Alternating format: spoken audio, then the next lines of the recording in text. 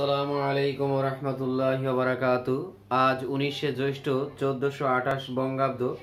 আমি ফরহাদ আজকে হাজির হয়েছি নবম দশম শ্রেণীর শিক্ষার্থীদের জন্য বাংলা সাহিত্য থেকে মোহাম্মদ ওয়াজেদ আলী এর জীবনীমূলক প্রবন্ধ মানুষ মোহাম্মদ সাল্লাল্লাহু আলাইহি ওয়াসাল্লাম এটির দ্বিতীয় পর্ব নিয়ে তোমাদের সকলকে স্বাগত জানাচ্ছি। গত পর্বে 73 পৃষ্ঠা আলোচনা করেছিলাম, মুহূর্তের জন্য স্থান লাভ করে নাই এই পর্যন্ত। আজকে এর পর থেকে 74 পৃষ্ঠা। জন্ম দুঃখী হইয়া তিনি সংসারে আসিয়াছিলেন, এই দুঃখের বেদনা তাহার দেহ সৌন্দর্য ও চরিত্র মাধুরীর সহিত মিলিয়া তাহাকে নরনারীর একান্ত প্রিয় করিয়া তুলিয়াছিল। তবে আমাদের জেনে রাখা ভালো যে এই জীবনীমূলক প্রবন্ধটি এটি হচ্ছে সাধু ভাষায় রচিত। মাধুরী, মাধুরী শব্দের অর্থ কি তাহলে? মাধুরী একটা জিনিস আমাদের জানা দরকার না, কোমল ও মধুর ভাব মাধুরী। একান্ত প্রিয় করিয়া তুলিয়াছিল।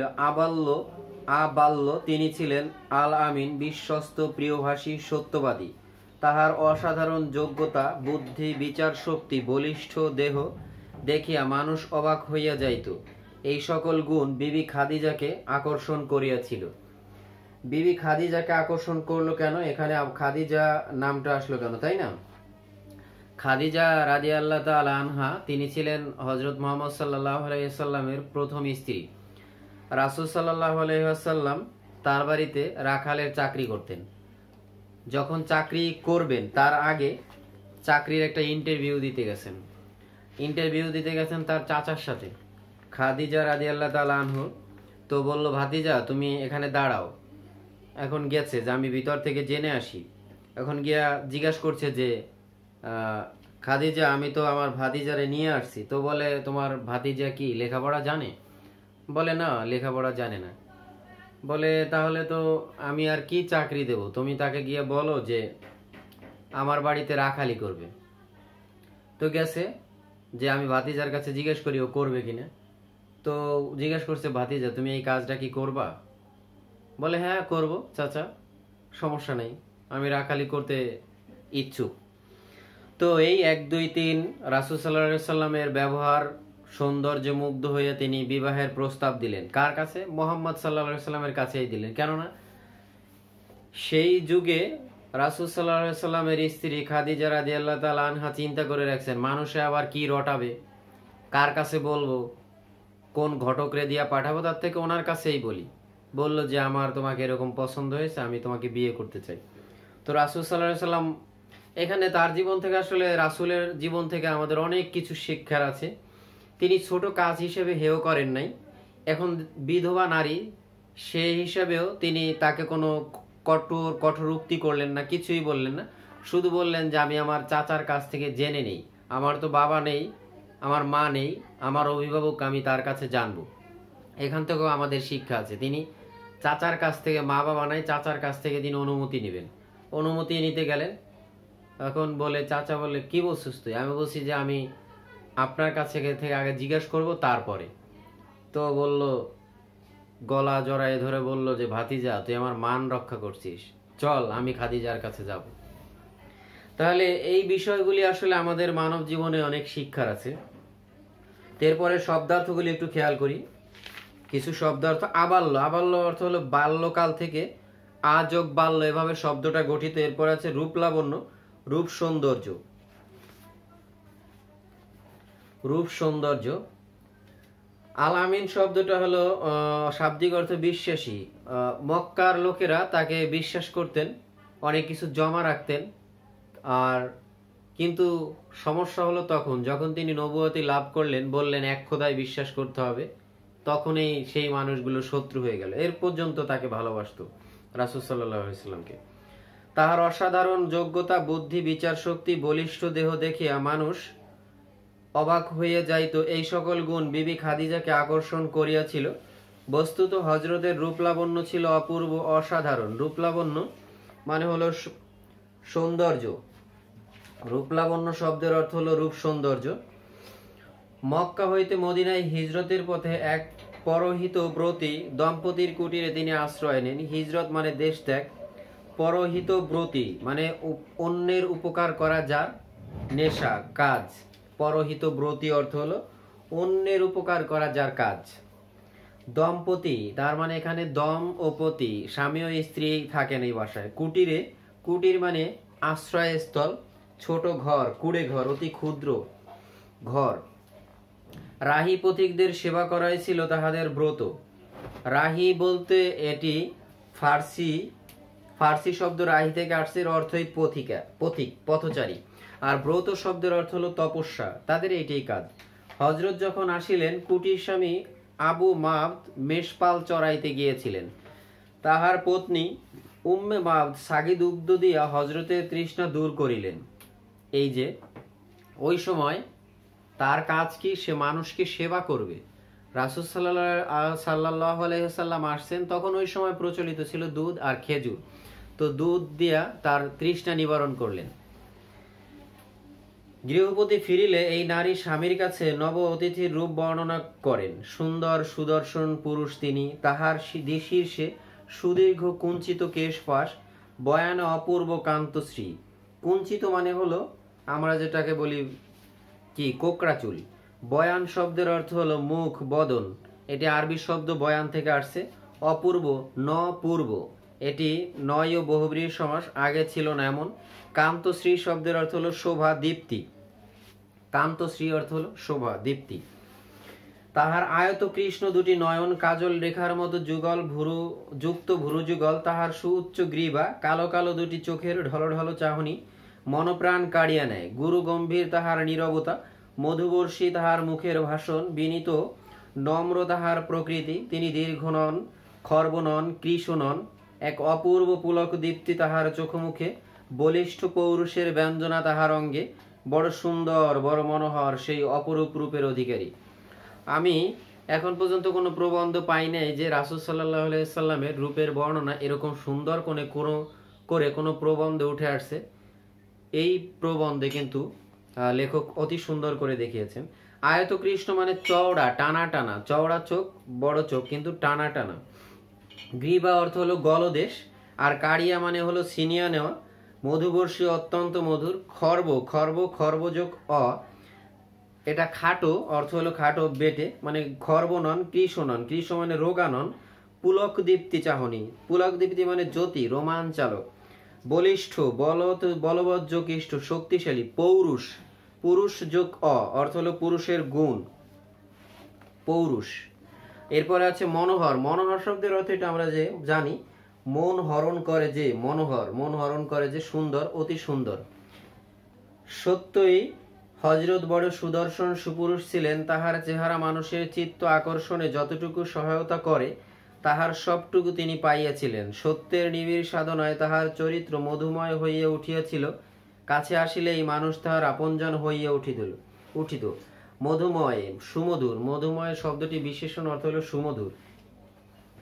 অকুত ভয় বিশ্বাসে তিনি অজেয় হইয়াছিলেন। শত্রুর নিষ্ঠুরতম নির্যাতন তাহার অন্তরে লৌহ কপাটে আহত হইয়া ফিরিয়া যাইত, কিন্তু সত্যে তিনি বজ্রের মতো কঠিন, পর্বতের মতো অটল হইলেও করুণায় তিনি ছিলেন কুসুম কোমল। বৈরীর অত্যাচারে বারবার তিনি জর্জরিত হইয়াছিলেন। শত্রুর লোষ্টাঘাতে, অরাতির হিংস্র আক্রমণে বরাঙ্গের বসন তাহার বহুবার রক্তরঙিন হইয়া উঠিয়াছে, তথাপি পাপী মানুষকে তিনি ভালোবাসিয়াছিলেন। এখানে শব্দার্থগুলো একটু খেয়াল করতে হবে, অনেক কঠিন শব্দার্থ আছে। অকুত ভয়, কোথাও ভয় নেই এমন, স্ত্রীলিঙ্গ হবে অকুত ভয়া। বজ্র অর্থ হলো বাজ, অশনি, সংস্কৃত শব্দ। অটল, ন যোগ টল, নয় বহুব্রী, টলানো যায় না এমন। বৈরী অর্থ হলো শত্রু। জর্জরিত অর্থ হলো নিপীড়িত। লোষ্টাঘাত, ঢিলের আঘাত, পাথরের আঘাত। অরাতি, যে আনন্দ দেয় না, শত্রুকে দমন করে এমন। বরাঙ্গ মানে হলো সুন্দর অবয়ব। বসন শব্দের অর্থ হলো বস্ত্র, কাপড়। তথাপি শব্দের অর্থ হলো তবুও। প্রস্তর ঘায় অর্থ পাথরের আঘাত, প্রস্তর ঘায় পাথরের আঘাত।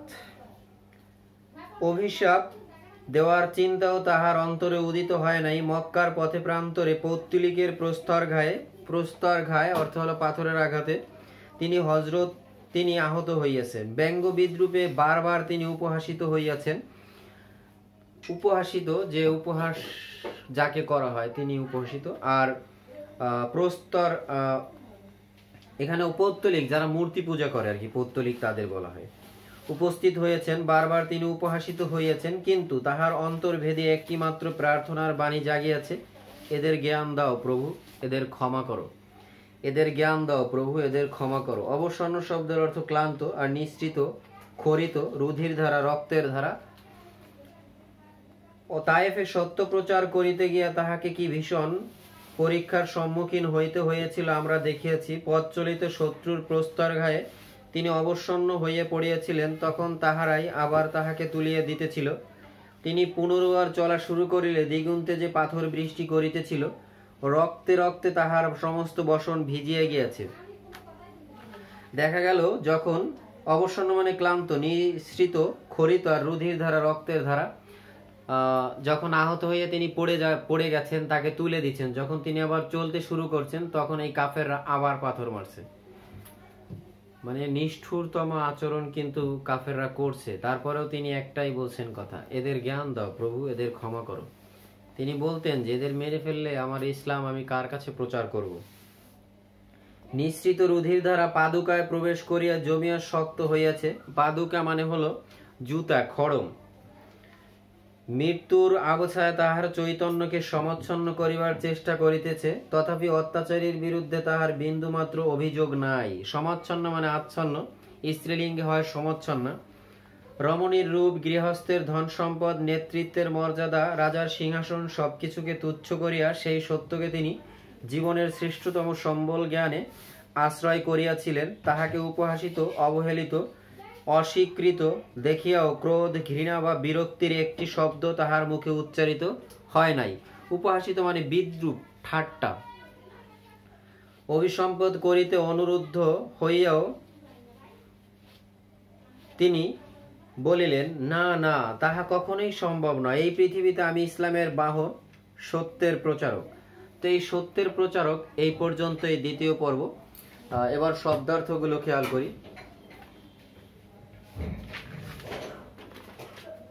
মাধুরী শব্দের অর্থ কি? মধুর যোগ মাধুরী, মধুর যোগ দীর্ঘই, মধুর যোগ দীর্ঘই, এভাবে হলো শব্দটি গঠিত। মাধুরী, তারপরে হলো এটা হলো কোমল ও মধুর ভাব, অর্থ হলো কোমল ও মধুর ভাব।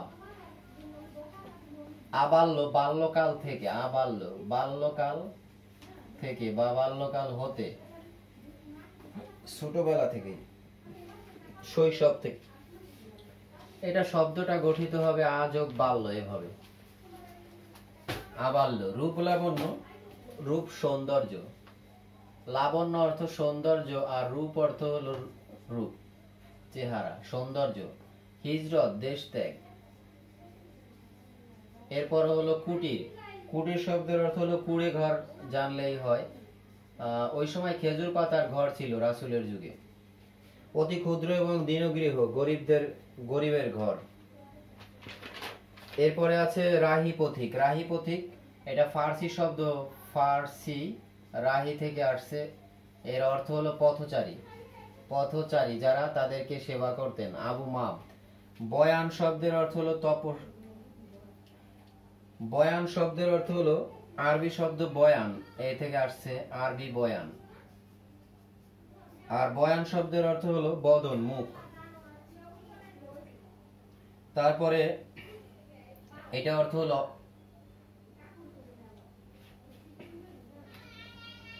আচ্ছা এই রাহি পথিক হবে, এটা রাহি পথিক। ব্রত অর্থ হলো তপস্যা, এই হলো ব্রত, তপস্যা। এটা একটু নিচে লিখে ফেলেছি, তপস্যা। আর অপূর্ব শব্দটা আমরা আগে ভাঙাই, ন যোগ পূর্ব, অপূর্ব।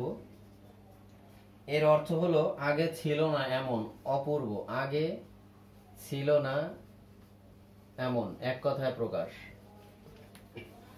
কান্তশ্রী, কান্তশ্রী অর্থ হলো শোভা, সৌন্দর্য। এরপর আয়ত কৃষ্ণ, টানা টানা লিখলেই সহজে বোঝা যায়, আর একটু কঠিন শব্দ ব্যবহার করলে হয়তো বুঝবে না। গ্রীবা, ঘাড় বললে ভালো বোঝা যায়, গলদেশ বললে আবার বুঝবে না। আর কাড়িয়া, কাড়িয়া অর্থ হলো ছিনিয়ে নেওয়া, ছিনিয়ে নেওয়া, ছিনিয়ে নেওয়া। এটা সংস্কৃত কর্ষণ শব্দ থেকে আসছে, কাড়িয়া, ছিনিয়ে নেওয়া। এরপরে মধুবর্ষী, মধুবর্ষী শব্দ শুনলে আমরা বুঝি অত্যন্ত মধুর, যে কথায় যার মধু ঝরে, অত্যন্ত মধুর। এরপরে আছে খর্ব, খর্ব অর্থ হলো বেটে, বেটে। তিনি খর্ব নন, বেটে নন, বেটে। আর এটা শব্দটা গঠিত হয়েছে সংস্কৃত খর্ব যোগ অ এভাবে। আর কৃষ, কৃষ শব্দের অর্থ হলো রোগা, রোগা। কৃষ যোগ ত, কৃষ যোগ ত, কৃষ। আর এটা শব্দের অর্থ হলো রোগা, তিনি কৃষ নন, রোগাও নন। পুলক দীপ্তি, পুলক দীপ্তি অর্থ হলো দ্যুতি, দ্যুতি অর্থ হলো জ্যোতি, জ্যোতি অর্থ হলো আলো। বলিষ্ঠ, বলিষ্ঠ অর্থ হলো সবল, বলবৎ যোগ ইষ্ঠ, বলবৎ যোগ ইষ্ঠ। বলিষ্ঠ অর্থ হলো সবল, লিখে দেই শক্তিশালী। পৌরুষ, পুরুষ যোগ অ, পুরুষের গুণ, পুরুষ যোগ অ, পৌরুষ। আর অর্থ হলো পুরুষের গুণ, পুরুষের গুণ। আর মনোহর, মনকে হরণ করে যে, মনোহর শব্দের শাব্দিক অর্থ হলো অতি সুন্দর, অতি সুন্দর, চমৎকার, মনকে হরণ করে অর্থাৎ মনকে চুরি করে নিয়ে যায় এমন। মধুময়, মধুময় অর্থ হলো সুমধুর, বিশেষণ সুমধুর। এরপরে অকুত ভয়, অকুত ভয়, কোথাও ভয় নেই এমন। স্ত্রীলিঙ্গে হবে কি হবে? অকুত ভয়া, অকুত ভয়া, এটা হলো স্ত্রীলিঙ্গে। আর অকুত ভয় অর্থ হলো কোথাও ভয় নেই এমন, কোথাও ভয় নেই এমন। এরপরে আসি বজ্র, বজ্র শব্দের অর্থ হলো বাজ। আর একটা অর্থ আছে অশনি। তারও অনেক শব্দার্থ আছে, একটু খেয়াল করি শব্দার্থগুলো। এই পাশের গুলি মুছে ফেলি।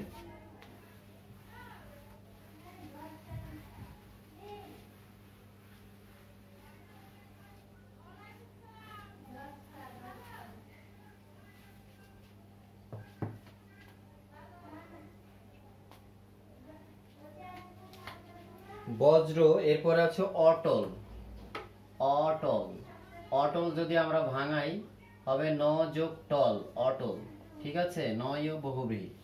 এরপরে আছে টলানো যায় না এমন, নিশ্চল, নিশ্চল অর্থ হলো নিশ্চল, টলানো যায় না এমন, সরানো যায় না এমন, যে মন্তব্য করবে সেখানেই থাকবে।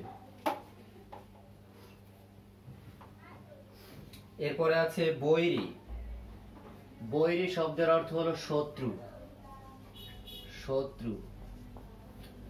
এরপরে আছে জর্জরিত, জর্জরিত অর্থ হলো জর্জরিত, জর্জর করা হয়েছে, নিপীড়িত, ক্ষতবিক্ষত, নিপীড়িত, নিপীড়িত, ক্ষতবিক্ষত।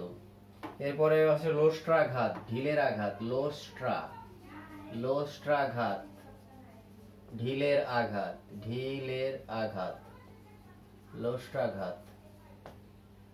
এরপর আছে অরাতি, অরাতি যে আনন্দ দেয় না, অরাতি যে আনন্দ দেয় না, অরাতি আনন্দ দেয় না, এটা হলো অরাতি,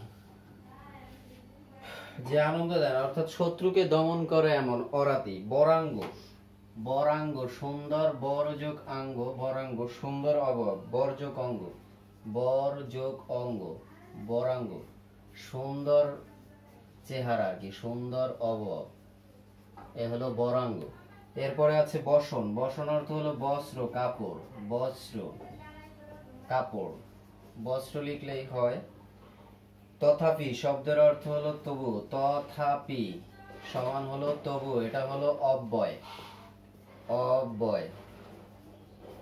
এরপরে আছে প্রস্তর ঘায়, প্রস্তর ঘায়, প্রস্তর ঘায় মানে হলো পাথরের আঘাতে, পাথরের আঘাতে, পাথরের আঘাতে।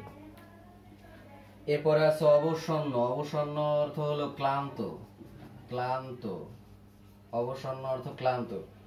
আরো কিছু শব্দ অর্থ আছে, এই পাশের গুলি মুছে ফেলি এবার।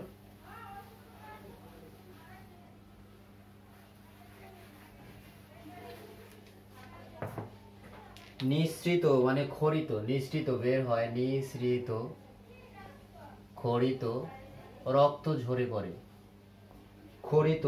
আর রুধির ধারা, রুধির ধারা মানে হলো রক্তের ধারা, রুধি মানে হলো রক্ত, আর রুধির ধারা মানে হলো রক্তের ধারা। এরপরে আছে পাদুকা, পাদুকা শব্দের অর্থ হলো জুতা, পাদুকা জুতো, জুতা হলো সাধুতে। আর সমাচ্ছন্ন, সমাচ্ছন্ন যদি স্ত্রীলিঙ্গ হয় তাহলে এখানে একটা আকার হবে, সমচ্ছন্না স্ত্রীলিঙ্গে, অর্থ হলো আচ্ছন্ন, আবৃত, আচ্ছন্ন আবৃত। সমযোগ আচ্ছন্ন, সমযোগ আচ্ছন্ন সন্ধি বিচ্ছেদে হবে, সমযোগ আচ্ছন্ন, আচ্ছন্ন, সমাচ্ছন্ন। এরপরে হলো উপহাসিত, উপহাসিত, উপহাসিত, উপহাসিত। উপহাস শব্দের অর্থ হলো ঠাট্টা, আর যাকে ঠাট্টা করা হয় তিনি উপহাসিত।